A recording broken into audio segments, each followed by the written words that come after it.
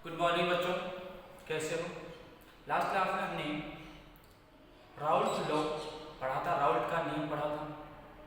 तो मुझे लगा धनात्मक विचलन और ऋणात्मक विचलन जिसके बारे में हम डिस्कशन कर रहे थे उसको स्किप किया जा सकता है, लेकिन मैंने प्रीवियस ईयर के क्वेश्चंस देखे थे तो क्वेश्चन पूछा गया है थोड़ा सा अलग तरीके से, लेकिन इसी से संबंधित धनात्मक और ऋणात्मक विचलन के बारे में पूछा गया है।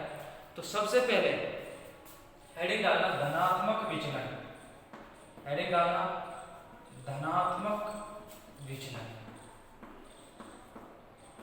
धनात्मक विचलन कब होता है? जब देखो ध्यान से हमारे पास विलयन में क्या क्या है। विलयन में क्या क्या, एक तो है विलायक, एक है विलय।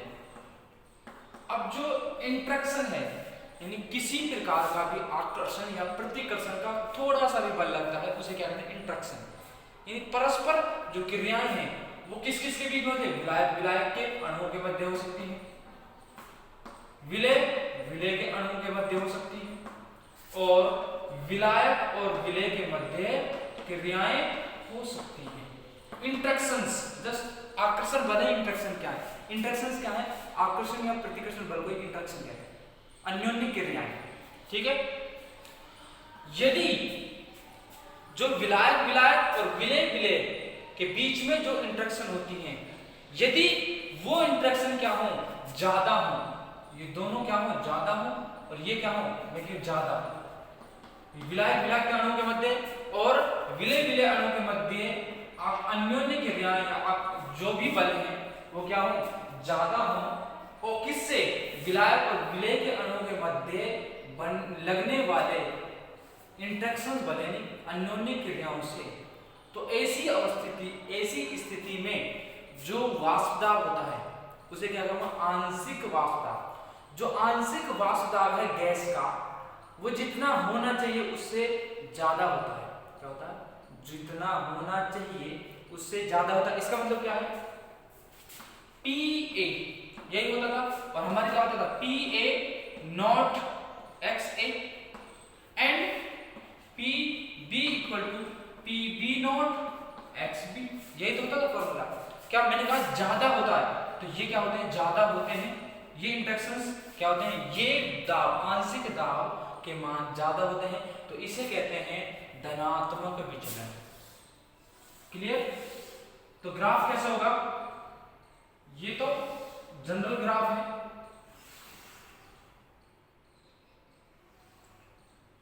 ठीक है।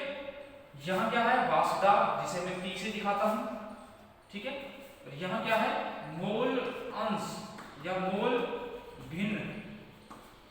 XA इक्वल टू 0 और XB इक्वल टू क्या है? 1। तो यहाँ XA क्या है? 1 के इक्वल है, XB क्या है? 0 के इक्वल है, ठीक है। यहाँ PA नॉट और यहाँ PB नॉट, ठीक है। और यहाँ क्या होगा? PA, या फिर मैं धनात्मक विचलन की जितना होना चाहिए उससे ज्यादा होता है, उससे ज्यादा होता है। देखो कैसे ज्यादा होता है? ऐसे, इस तरीके से ज्यादा होता है। ये क्या है? धनात्मक विचलन।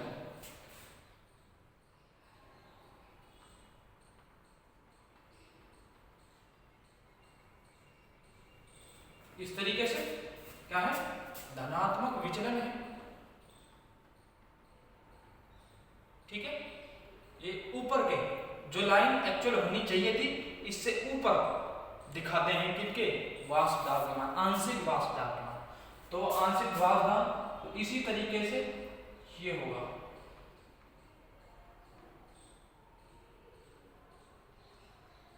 ठीक है। इस तरीके से ग्राफ आप बनाओगे। क्लियर?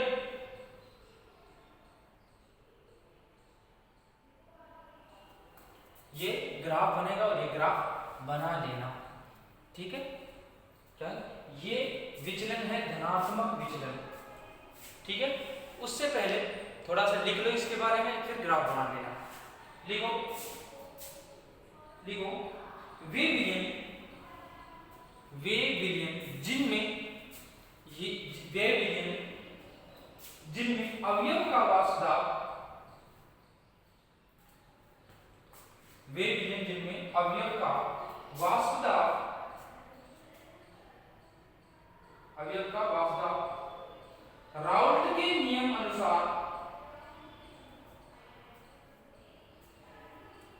राउल्ट के नियम अनुसार, वे विलयन जिनमें अवयव का वासुदाव राउल्ट के नियम अनुसार दर्शाए गए,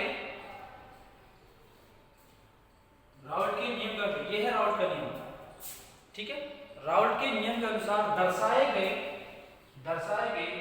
वासुदाव से अधिक प्राप्त हो धनात्मक विचलन दर्शाते हैं, धनात्मक विचलन दर्शाते हैं। और ये लाइन लिखोगे, ये नहीं, ये बाद में लिखूंगा, पहले ये लिखोगे लाइन, ठीक है। अर्थात PA greater than PA not XA और PB ग्रेटर देन है PB नॉट XB। क्लियर?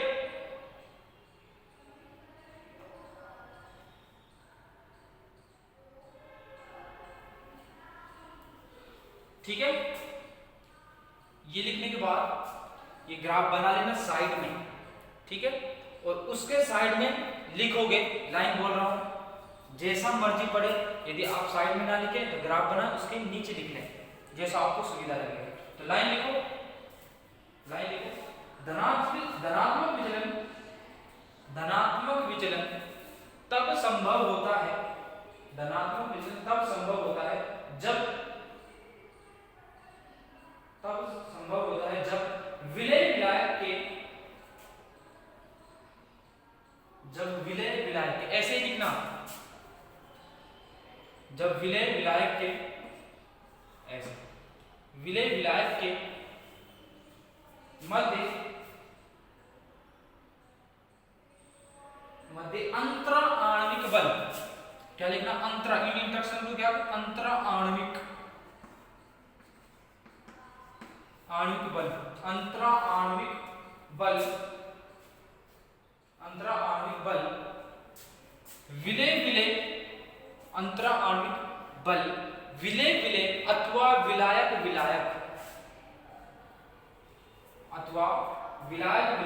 अणुओं के मध्य, विलायक अणुओं के मध्य अंतरा आणविक बलों से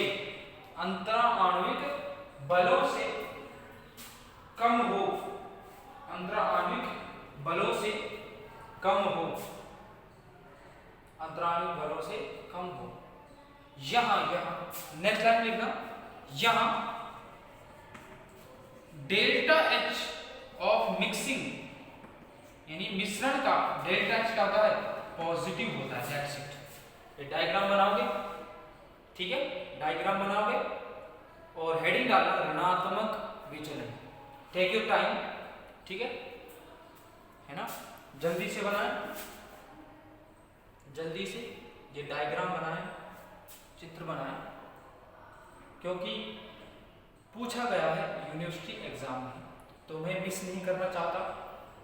वैसे डिस्कशन कर चुके हैं कि ऐसे धनात्मक विचलन और नीचे की साइड क्या है, ऋणात्मक विचलन, ठीक है। यहां से इरेज कर रहा हूं। अब क्या होगा, जब तुम ऋणात्मक विचलन डालोगे, मैंने क्या डालोगे, ऋणात्मक विचलन, तो उसमें क्या होगा, विलायक व विलय के मध्य जो अंतराणविक बल है, इंटरेक्शंस हैं, वो क्या होंगी, कम होंगी। किनकी तुलना में, इनकी तुलना, विलय के मध्य अंतराणु क्या होगा, आकर्षण बल क्या होंगे, इनके मध्य ज्यादा होंगे और इनके मध्य क्या होंगे, इनसे कम होंगे, सॉरी इनसे ये क्या होंगे, ये कम होंगे, इनके मध्य आकर्षण ज्यादा होंगे, बल ज्यादा होंगे।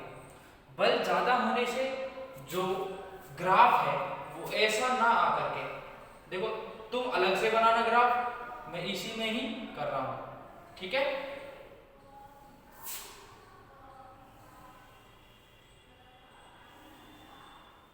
क्लियर? दूसरा ग्राफ बनाना तुम ठीक है, कैसे बनाओगे? ऋणात्मक विचलन,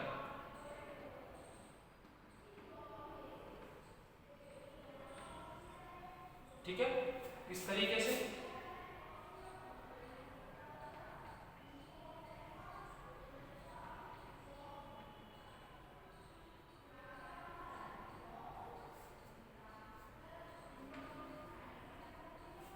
इस तरीके से।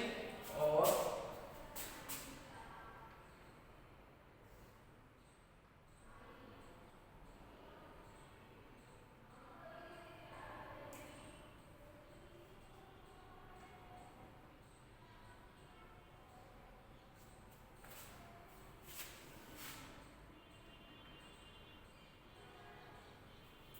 इस तरीके से ग्राफ बनाओगे, है ना।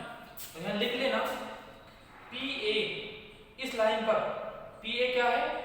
PA नॉट XA, दोनों में लिख लेना, दोनों ग्राफ्स में लिख लेना। और यहां क्या है? PB equal to PB not XB, ठीक है। और यहां P equal to PT equal to PA plus PB। Clear? समझा था? देखो ये डैश डैश को भूल जाना थोड़ी देर के लिए। यहां क्या, इस अक्ष पर जो A के मोल है, मोल भिन्न है, वो क्या है? 0 है। जैसे जैसे A के मोल भिन्न बढ़ते हैं, यानी XA का मान बढ़ता है, देखो इधर बढ़ेगा, तो A के लिए जो A के द्वारा दिखाया गया दाब है, वाष्प दाब, आंशिक वाष्प दाब, डाल्टन के अनुसार क्या कहते हैं? आंशिक वाष्प दाब, उसका मान बढ़ता जाता है। जब आंशिक वाष्प दाब का मान बढ़ेगा तो एक स्थिति पर जब मोल भिन्न 1 हो जाए, किसका? A का, यानी शुद्ध अवस्था में सिर्फ A ही उपस्थित हो, शुद्ध विलायक क्या हो? A उपस्थित हो, तो उस अवस्था में जो उसका वाष्प दाब है वो क्या होगा? PA नॉट होगा, जिसे शुद्ध अवस्था में वाष्प दाब कहते हैं। ऐसे ही B के लिए इस अवस्था में B क्या है? 0 है। जैसे जैसे वाष्प दाब बढ़ता है, इधर की साइड बढ़ेगा, तो उसका एक स्थिति पर यानी मोल भिन्न 1 हो जाने पर उसका वाष्प दाब अधिकतम होता है, वो क्या होता है? PB not. यहां एक सवाल पूछा जाए जैसे डायरेक्टली कि इनमें से सबसे वाष्पशील द्रव कौन सा है? दो द्रव हैं A और B, तो ये वो मिलाए गए थे, इनमें से कौन सा द्रव A या B में से कौन सा द्रव अधिक वाष्पशील है? अधिक वाष्पशील वो होगा जिसका वाष्प दाब शुद्ध अवस्था में सबसे ज्यादा होगा। तो सबसे, यदि दोनों द्रव को गर्म किया जाए तो एक ताप पर दोनों वाष्प बन जाएंगे, ठीक है। सबसे पहले वाष्प में कौन परिवर्तित होगा? जिसके लिए वाष्प दाब सबसे ज्यादा होगा, और सबसे ज्यादा वाष्प दाब किसके लिए? मैंने कहा B के लिए। Now you can see graph के PB नॉट क्या है? ज्यादा है, तो इसके लिए वाष्प दाब भी ज्यादा होगा। जब वाष्प दाब ज्यादा है तो यह सबसे पहले क्या होगा? वाष्पीकृत होगा, वेपर फेज में कन्वर्ट होगा, ठीक है। तो ये क्या है? नेगेटिव डेविएशन है राउल्ट्स लॉ का, यानी ऋणात्मक विचलन है राउल्ट। क्लियर? ठीक है, इरेज करो। यहां से पहले थोड़ा सा लिखते हैं और देखो ये सिचुएशन क्या होगी। ये सिचुएशन होगी, देखो उल्टी। जब हम ग्रेटर देन मान रहे थे तो ऋणात्मक विचलन में क्या होगा? लेस देन होगा। PA क्या होगा? लेस देन होगा PA नॉट ऑफ XA। ऐसे PB क्या होगा? लेस देन होगा PB नॉट XB के। क्लियर? तो 1 by 1 लिखते हैं, है ना। तो ऋणात्मक विचलन हेडिंग डालना, इसमें लिखना ऋणात्मक वे विलयन जिनमें अवयव का वाष्प दाब, वे विलयन जिनमें अवयव का वाष्प दाब राउल्ट के, अवयव का वाष्प दाब राउल्ट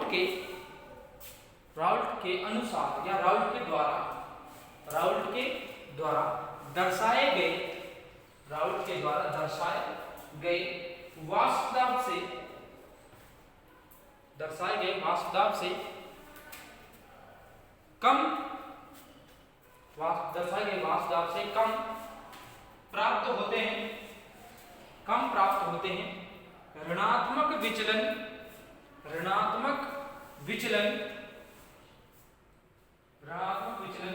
दर्शाते हैं। वे विलेन क्या कहते हैं? ऋणात्मक विचलन दर्शाते हैं। तो ऋणात्मक विचलन दर्शाते हैं। तो ये कंडीशन लिखोगे Pa लेस देन है Pa नॉट XA। पहले क्या थी? ग्रेटर देन थी, दोनों सिचुएशंस, ठीक है। और यहां नीचे लिखोगे एक लाइन और लिख लो, है ना? क्या क्या? ये वाली लाइन लिखना चाहो तो लिख लो, बेटर रहेगा, ठीक है। तो लिखो ऋणात्मक विचलन तब संभव होता है, ऋणात्मक विचलन तब संभव होता है जब विलेय विलायक, ऋणात्मक विचलन तब संभव होता है जब विलेय विलायक के मध्य अंतराणविक आकर्षण बल, तब संभव होता है जब अंतराणविक आकर्षण बल अंतराणविक आकर्षण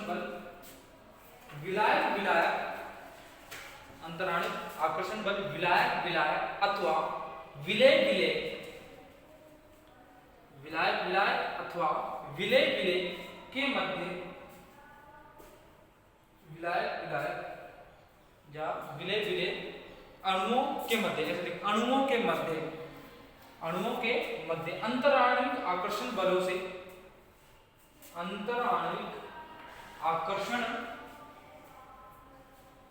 से अधिक हों, अंतराणविक आकर्षण बलों से अणुओं के मध्य अंतराणविक आकर्षण बलों से अधिक हो यहां डेल्टा H ऑफ मिक्सिंग, यहां डेल्टा, नेक्स्ट लाइन में डेल्टा H ऑफ मिक्सिंग क्या होती है? नेगेटिव होती है, ऋणात्मक होती है। डेल्टा H ऑफ मिक्सिंग क्या होती है? ऋणात्मक होती है। ग्राफ बना लेना, ग्राफ यहां इस अक्ष पर क्या है? वाष्प दाब, जिसे मैं P से डिनोट करूंगा, वाष्प दाब लिख सकते हो, वाष्प दाब। क्लियर? ठीक है। अब बात करते हैं एज़ोट्रोप मिश्रण। इरेज करो।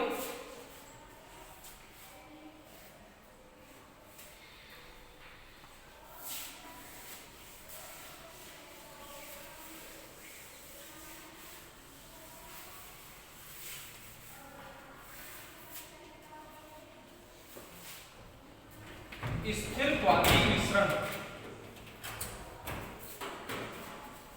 स्थिर क्वाथी मिश्रण इंग्लिश में लिख लेना azeotropic mixture, azeotropic AZETROPIC, azeotropic mixture, ठीक है। बात करते हैं एज़ोट्रोपिक मिक्सचर क्या होता है। नाम से स्पष्ट, देखो ध्यान से, स्थिर क्वाथी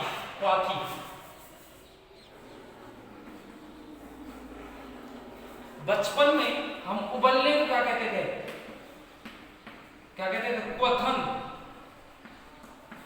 और इसीलिए यहां क्वथनांक यानी ऐसा अंक या ऐसा ताप का मान, ऐसा ताप का अंक जिस पर कोई द्रव्य या कोई पदार्थ उबलता है, वो क्या होता था? क्वथनांक होता था, ठीक है। यानी वाष्प में परिवर्तित होना शुरू हो जाता था, ठीक है। तो क्वथन होता है, और क्वथन होने पर यानी जब वाष्प में परिवर्तन होता है तो जो विलयन है उसका संगठन, विलयन का संगठन और वाष्प अवस्था का संगठन क्या होता था? संगठन यदि हो जाए, होता था नहीं, हो जाए तो ऐसे विलयन या ऐसा मिश्रण क्या कहलाता था? एज़ोट्रोपिक मिश्रण कहलाता था, एज़ोट्रोपिक मिक्सचर कहलाता था। क्लियर? और यह ताप स्थिर होता है, प्रत्येक मिश्रण के लिए स्थिर होता है यदि वो एज़ोट्रोपिक है। क्या है? मिक्सचर है और कैसा नेचर शो करता है? एज़ोट्रोपिक शो करता है। तो पहले थोड़ा सा लिखेंगे फिर उसके बाद बात करते हैं दोबारा से। एज़ोट्रोपिक मिश्रण दो प्रकार के होते हैं। देखो, एक तो होता है निम्नतम, एक होता है उच्चतम। ठीक है, बात करेंगे। तो पहले थोड़ा सा लिखते हैं स्थिरवादी मिश्रण के बारे में। क्लियर? देखो, स्थिरवादी मिश्रण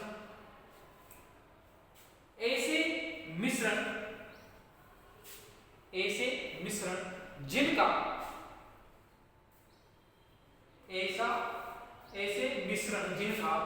द्रव एवं ऐसे मिश्रण जिनका द्रव एवं वाष्प अवस्था में, द्रव एवं या विलयन एवं वाष्प अवस्था में, द्रव एवं वाष्प अवस्था में संगठन समान होता है, ये एक स्थिर ताप पर उबलते हैं। और खास बात, जब ये स्थिर ताप पर उबलेंगे ना, जो जिनका तापमान समान है, क्या वो उन्हें, जैसे कहते हैं ना क्वथनांक अलग अलग है, तो क्वथनांक अलग अलग है, इस आधार पर उन्हें अलग अलग, यानी या फिर मैं कहूँ द्रव या मैं कहूँ हिमांक, कैसे भी समझो कि अलग अलग क्वथनांक होने की स्थिति में उन्हें पृथक किया जा सकता है। लेकिन स्थिरवादी मिश्रण क्या है? क्वथनांक क्या है? समान है। वाष्प अवस्था का संगठन और द्रव अवस्था का संगठन क्या समान है, इसलिए इन्हें प्रभाजी आसवन विधि द्वारा पृथक नहीं किया जा सकता। तो ये लिखने का है ना, ये एक स्थिर ताप पर उबलते हैं, ये एक स्थिर ताप पर उबलते हैं तथा इन्हें प्रभाजी आसवन विधि द्वारा प्रभाजी आसवन विधि द्वारा अलग नहीं कर सकते,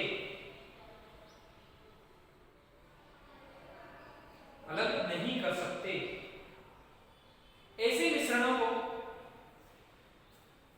मिश्रणों को स्थिरवादी मिश्रण कहते हैं।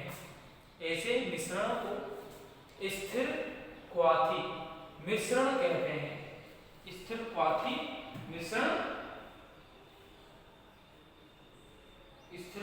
मिश्रण कहते हैं। नेक्स्ट टाइम में ये दो प्रकार के हैं,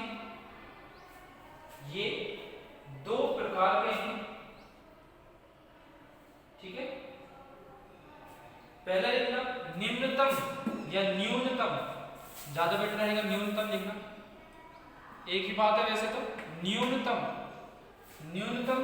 स्थिरवादी मिश्रण या स्थिरवादी से मतलब क्या? तापमान की बात हो रही है, स्थिर ताप पर। ठीक है, तो लिखा न्यूनतम स्थिरवादी मिश्रण पहला। इसमें लिखो जैसे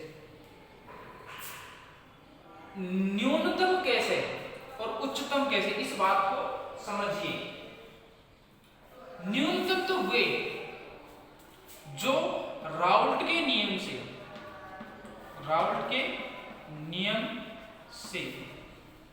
क्या दिखाते हैं? धनात्मक विचलन दिखाते हैं। क्या दिखाते हैं? धनात्मक विचलन दिखाते हैं। तो वो क्या होते हैं? न्यूनतम स्थिरवादी। दैट्स इट, ज्यादा बात नहीं। और उच्चतम कौन से? जो राउल्ट के नियम से क्या दिखाते हैं? राउल्ट के नियम से ऋणात्मक विचलन दिखाते हैं। नियम से ऋणात्मक विचलन दिखाते हैं। ऋणात्मक विचलन दर्शाते हो क्या होते हैं? उच्चतम स्थिरवादी मिश्रण। ज्यादा एक्सप्लेनेशन नहीं, हमारा काम बन जाएगा सिर्फ इतना पढ़ना है। ठीक है, और यहां मिश्रण है जो, उसमें कम से कम दो द्रव होंगे, तो इन्हें क्या कहा जाता है? द्रव युग्म। क्या कहा जाता है? द्रव युग्म कहा जाता है। ठीक है, तो लिखो लिखो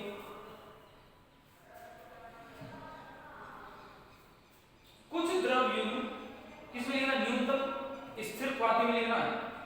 कुछ द्रव युग्म राउल्ट के नियम से धनात्मक विचलन दर्शाते हैं। कुछ द्रव युग्म राउल्ट के नियम से धनात्मक विचलन दर्शाते हैं। वो क्या है, न्यूनतम स्थिर क्वाथी मिश्रण है। डेफिनेशन दोबारा लिखने की जरूरत नहीं, सफिशिएंट रहेगा, है ना। और दूसरा लिखना उच्चतम, ये ऐसे द्रव युग्म है, इसमें लिखना उच्चतम स्थिर क्वाथी मिश्रण है। ये ऐसे द्रव युग्म है या ऐसे मिश्रण है जो राउल्ट के नियम से ऋणात्मक विचलन, राउल्ट के नियम से ऋणात्मक विचलन दर्शाते हैं। ऋणात्मक विचलन दर्शाते हैं, ऋणात्मक विचलन दर्शाते हैं। क्लियर, ये हो गया एजियोट्रोपिक।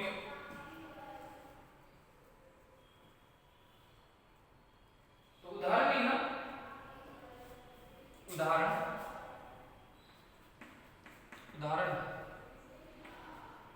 जल एथेनॉल तंत्र, ऐसे लिखना जैसे मैं बोल रहा हूं।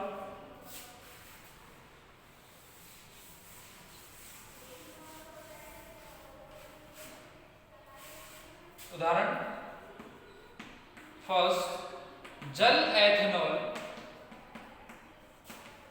तंत्र न्यूनतम स्थिर क्वाथी मिश्रण के उदाहरण है। जल एथेनॉल तंत्र न्यूनतम स्थिर क्वाथी मिश्रण का उदाहरण है। दूसरा लिखना किसका, धनात्मक का।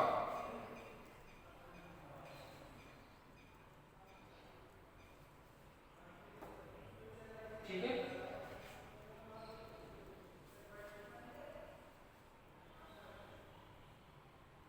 धनात्मक का इसमें कोई एग्जाम्पल नहीं दिया हुआ, बस एक ही लिख लो, जल एथेनॉल तंत्र न्यूनतम स्थिर क्वाथी मिश्रण का उदाहरण है। दूसरा भी लिख सकते हो, जल व HCl, दूसरा लिख लो जल HCl तंत्र उच्चतम स्थिर क्वाथी मिश्रण के उदाहरण है। जल HCl तंत्र उच्चतम स्थिर क्वाथी मिश्रण के उदाहरण हैं। ठीक है, अब डालना हेडिंग सक्रियता। सक्रियता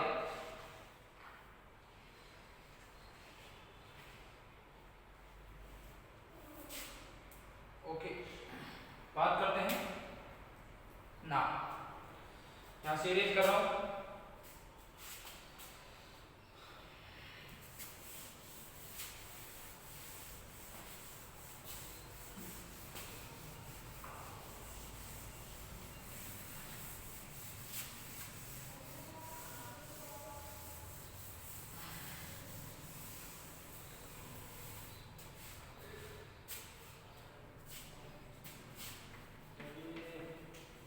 सक्रियता एवं सक्रियता गुणांक।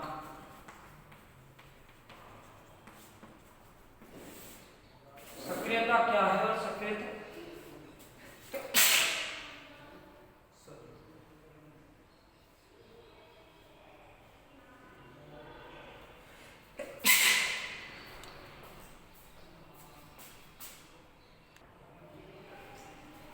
चलो, सक्रियता गुणांक का आरएनएस के अनुसार मान लो कोई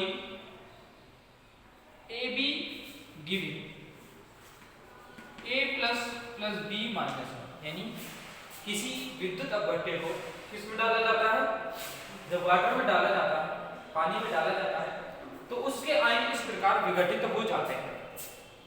ठीक है, तो जो के इक्विलिब्रियम है वो क्या होता है? के इक्विलिब्रियम क्या होता है? A plus B minus upon A B, ये तो था इक्विलिब्रियम कांस्टेंट है ना। यानी देखो कैसा है, के एफ अपॉन के पी, यानी अग्र दिशा में वेग स्थिरांक और पश्च दिशा का वेग स्थिरांक का अनुपात क्या होता है? के इक्विलिब्रियम होता है। तो के इक्विलिब्रियम क्या है? ए स्टार ए प्लस यानी ए जो आयन है उसकी सांद्रता, बी माइनस यानी ऋणायन की सांद्रता अपॉन ए बी इसके यानी उत्पाद बटे क्रिया का। ये तो करते थे, के इक्विलिब्रियम बचपन में करते थे, 11वीं क्लास में पढ़ के आए हैं, तो ये किया करते थे। तो वही क्या है, लेकिन जो द्रव्य अनुपाती नियम है, क्या द्रव्य अनुपाती नियम, वो कहता है कि जो अभिक्रिया का वेग है वो किस पर निर्भर करता है? वो पदार्थ की सक्रिय सांद्रताओं पर निर्भर करता है, या मैं इस सक्रिय सांद्रता को क्या कहते हैं? सक्रिय द्रव्यमान के गुणनफल के समानुपाती होता है। इसलिए जो ये जो फॉर्मूला लिखा है के इक्विलिब्रियम का, के सामने का, उसे मोलर सांद्रताओं के रूप में प्रदर्शित किया जा सकता है। कैसे किया जा सकता है? तो मैं लिखता हूं के इक्विलिब्रियम, क्या लिखूंगा?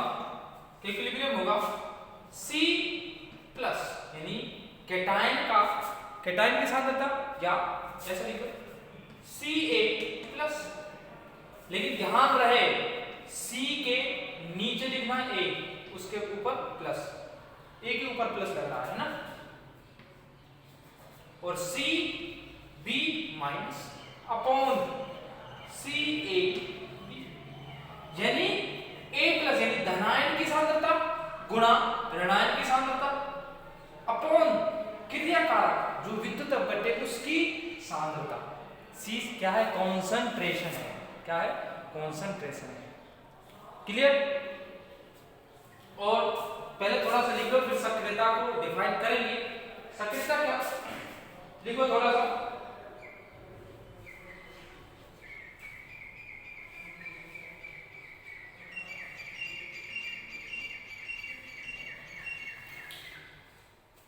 लिखो आर्हेनियस नियम से एक संयोजी विद्युत अपघट्य का वियोजन, आर्हेनियस नियम से एक संयोजी विद्युत अपघट्य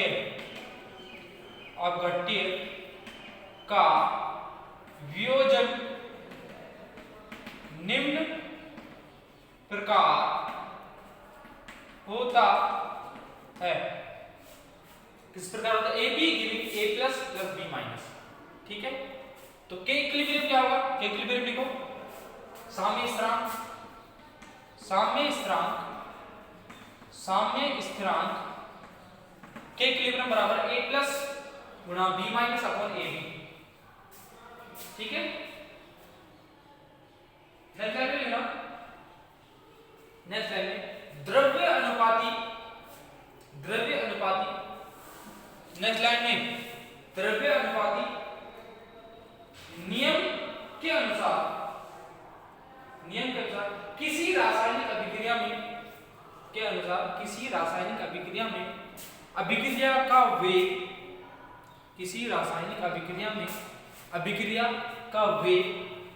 अभिकारकों के सक्रिय द्रव्यमान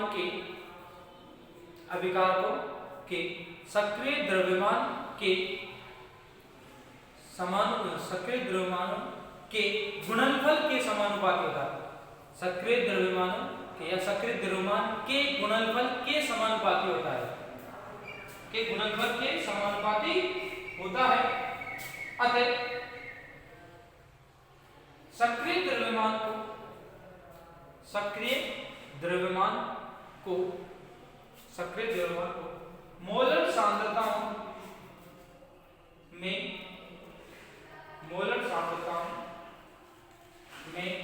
व्यक्त किया जा सकता है, मोलर सांद्रताओं में व्यक्त किया जा सकता है। अतः के इक्विलिब्रियम बराबर CA प्लस गुना CB माइनस अपॉन CAB।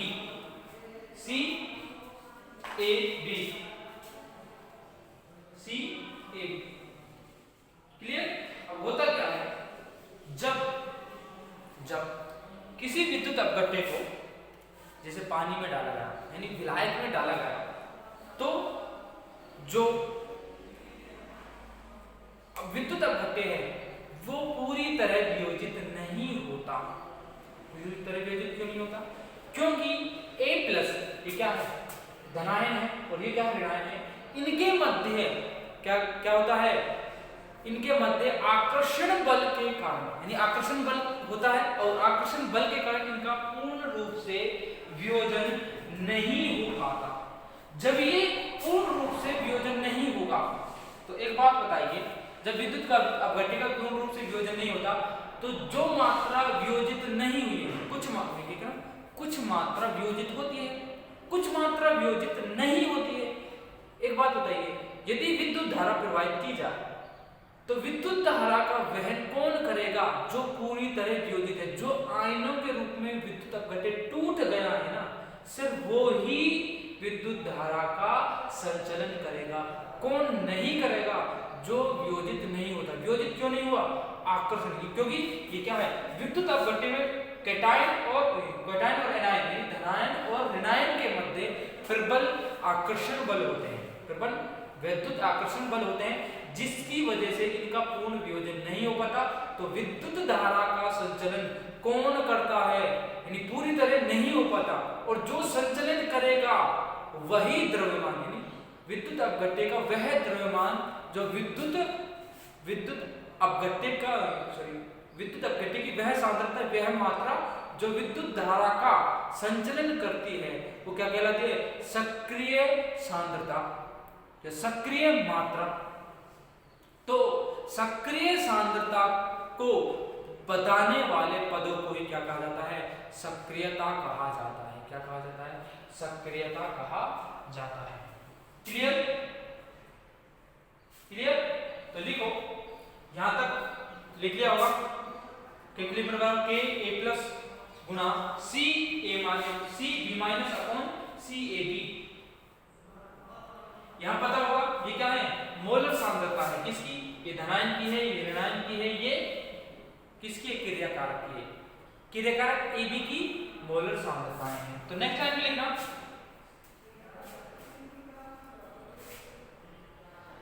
प्रबल विद्युत अपघट्य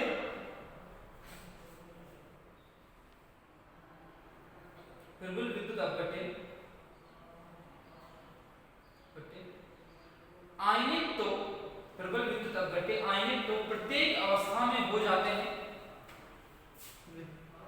प्रबल विद्युत अपघट्य आयनित यानी आयनों के रूप में आयनित तो प्रत्येक अवस्था में हो जाते हैं, लेकिन ये समस्त आयन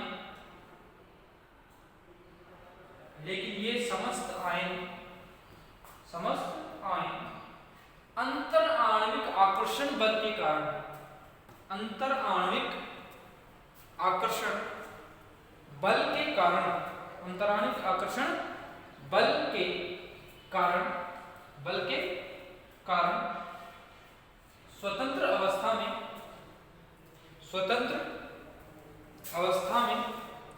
विचरण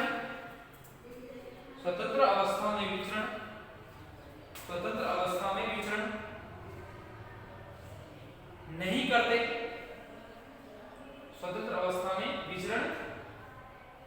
सभी के सभी नहीं, मैं कह रहा हूं सभी के सभी नहीं, स्वतंत्र अवस्था में विचरण नहीं कर सकते तथा विद्युत धारा ले जाने में असमर्थ होते हैं। ये समझाने के लिए है, सक्रियता को समझाने के लिए विद्युत धारा का एग्जाम्पल दिया है। ठीक है, तो ऐसा कंफ्यूज मत होना कि क्या है क्या है। या अभिक्रिया से भी संबंधित ले सकते, तो जो मात्रा अभिकारक की अभिक्रिया में भाग ले रही है, सारी के सारी नहीं, जो ले रही है, तो वो क्या है, सक्रिय। यानी जो आयनिक कंपाउंड है, आयनिक जो पदार्थ होते हैं, वो लगभग सारे के सारे उत्पाद में परिवर्तित हो जाते हैं। इसलिए जो द्रव्यमान उनका लिया जाता है वो सारा का सारा सक्रिय द्रव्यमान माना जाता है। तो लिखना, तथा विद्युत धारा ले जाने में असमर्थ होते हैं, अतः आयनों के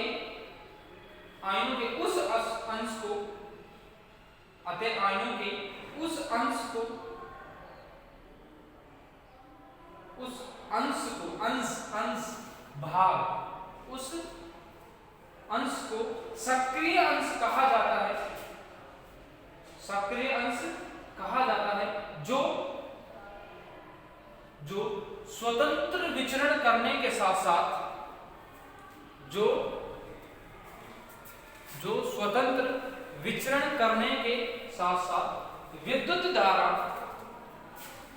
स्वतंत्र विचरण करने के साथ साथ विद्युत धारा ले जाने में समर्थ होते हैं। विद्युत धारा ले जाने में समर्थ होते हैं। ठीक है, बाकी की चीजें, इससे आगे की सक्रियता को परिभाषित करेंगे नेक्स्ट क्लास में। मिलते हैं नेक्स्ट क्लास में। Thank you.